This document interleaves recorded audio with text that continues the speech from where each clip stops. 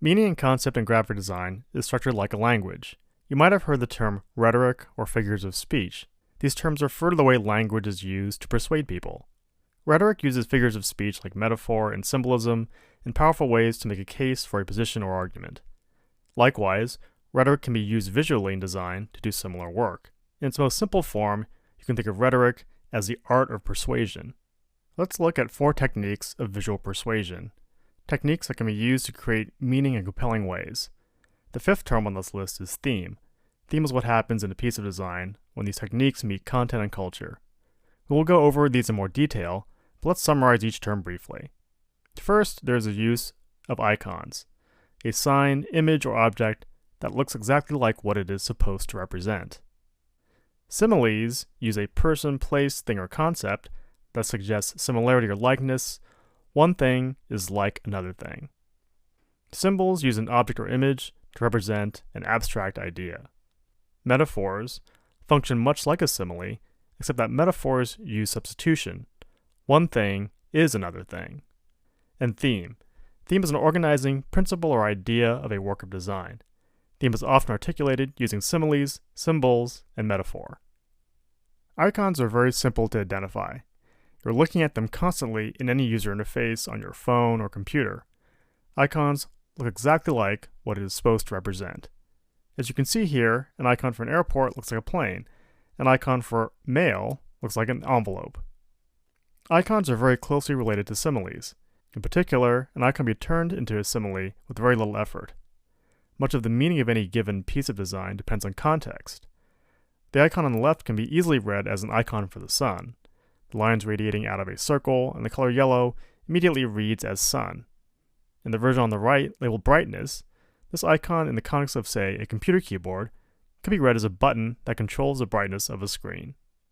As an icon that means brightness on a keyboard, it now functions as a simile. Remember, a simile is defined by the use of a person, place, thing, or concept to suggest similarity or likeness to another thing. In this case, an icon of the sun draws a similarity or likeness to the brightness of your computer screen.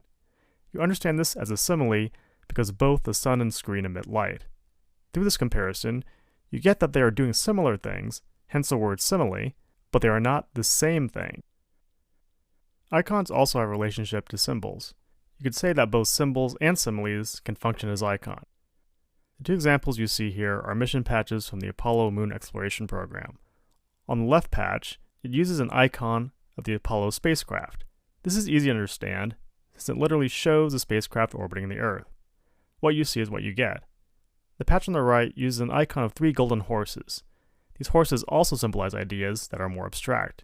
Because they are abstract ideas, they are not visible. They need interpretation. To understand this symbol, and almost any other symbol, you need to know the cultural context from where it originates. In this case, Greek and Roman mythology. The 3 horses are meant to allude to Apollo as a kind of sun god that moves across the heavens in a chariot driven by horses. Hence, the ideas of power and exploration are highlighted here. These horses function as a symbol because they're an object or image that represents an abstract idea. Very close to a symbol is the idea of a metaphor. In this example, a metaphor is being made between the Apollo spacecraft and a clipper ship. A clipper ship is a sailing ship of the 19th century produced in Europe and North America. For this Apollo mission patch, the clipper ship is directly substituted for the spacecraft. This is a crucial idea here, the act of substitution. A metaphor functions like a simile, but it uses substitution. One thing is literally another thing. You might be noticing that symbols and metaphors are very similar. In fact, you could say that all symbols are a kind of metaphor. In this specific case, you could argue that the clipper ship is acting like a symbol.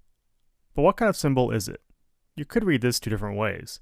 The clipper is a symbol of exploration and traveling to new frontiers. But it could also be read as a symbol of colonialism and exploitation of Asia by the West in the 19th century. If metaphors and symbols are to work effectively, they depend on cultural context and interpretation. They persuade because they are dependent on culture.